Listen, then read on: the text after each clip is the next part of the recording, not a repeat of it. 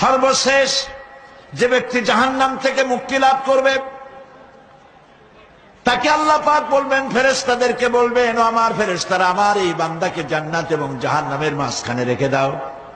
জান্নাত এবং জাহান্নামের মাঝখানে লোকটি যখন থাকার জায়গা পাবে, সে জান্নাতের দিকে তাকায়া দেখবে আর কাঁদতে থাকবে। আল্লাহ পাক জিজ্ঞেস করবেন, বান্দারে, যুগের পর যুগ ধরে জাহান্নামে কেঁদেছ, আমি রব্বুল আলামিন জাহান্নাম মাফ করে দিয়া জান্নাত জাহান্নামের মাঝখানে রেখে দিয়েছি, আযাব থেকে তো বেঁচে গেছো, এখন কান্দো কেন? লোকটি বলবে, রব্বুল আলামিন, কান্দি এই কারণে, জাহান্নাম থেকে মাফ করেছো, তোমার শুকরিয়া আদায় করি। জান্নাত তো আমার কপালে নাই, কিসমতে নাই, কিন্তু জান্নাত আমি এখান থেকে দেখতে পাচ্ছি।